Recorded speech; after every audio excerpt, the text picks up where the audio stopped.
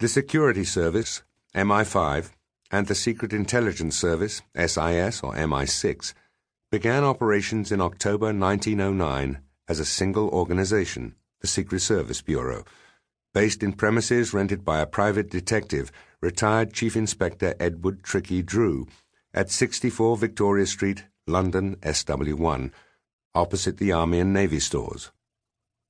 The Bureau was staffed initially by only 2 officers, the 50-year-old Commander Mansfield Cumming, RN, and an Army captain 14 years his junior, Vernon Kell, who met for the first time on 4th of October when, according to Cumming's diary, they had a yarn over the future and agreed to work together for the success of the cause.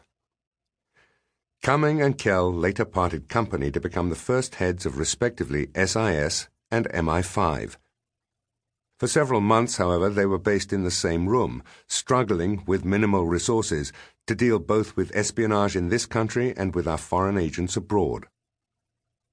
The Secret Service Bureau owed its foundation to the recommendations of a subcommittee of the Committee of Imperial Defense, the Chief Defense Planning Council of the realm, which had been instructed in March 1909 by the Liberal government of Herbert Asquith to consider the nature and extent of foreign espionage that is at present taking place within this country, and the danger to which it may expose us.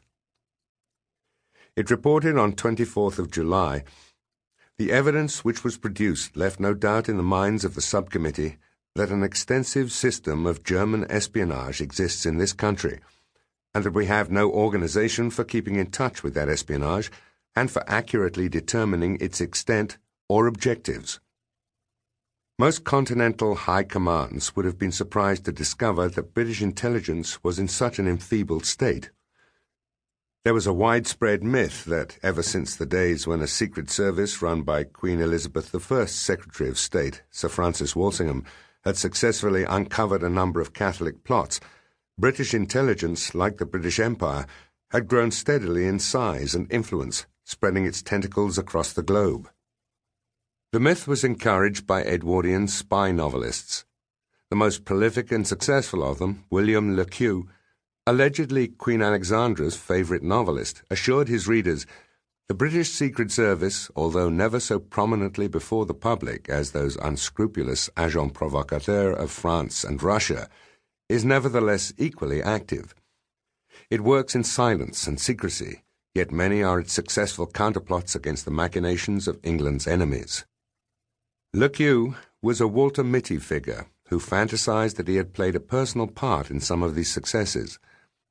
In Secrets of the Foreign Office, published in 1903, Le Queux, thinly disguised as Duckworth Drew, secret agent in the employ of the Foreign Office and next to His Majesty's Secretary of State for Foreign Affairs, one of the most powerful and important pillars of England's supremacy, quickly gets the better of the long-serving French Foreign Minister, Théophile Delcassé, equally thinly disguised as Monsieur Delanne.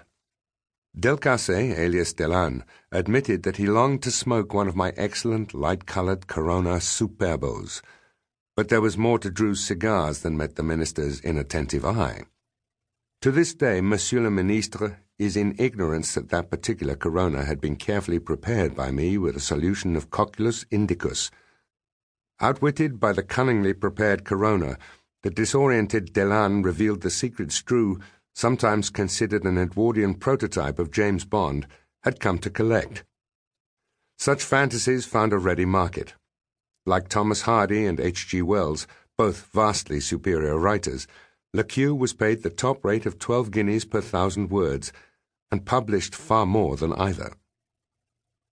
At the opposite extreme of literary merit from Le Queux, Rudyard Kipling gave an equally optimistic assessment of British successes in the intelligence duel with Russia on India's northwest frontier. In Kim, probably the finest of all spy novels, though it transcends the world of espionage, unseen but ubiquitous agents of the British Raj play the great game that never ceases day and night throughout India, and they do so with a subtlety quite beyond the capacity of Tsarist Russia, the dread power of the North, and its French ally whose emissaries are smitten helpless. So far as the War Office were concerned, the myth of a far-flung intelligence network, whether promulgated by Kipling or by lesser literary talents, had the incidental advantage of avoiding public revelation of British intelligence weakness. The only consolation, they concluded in 1907, is that every foreign government implicitly believes that we already have a thoroughly organized and efficient European secret service.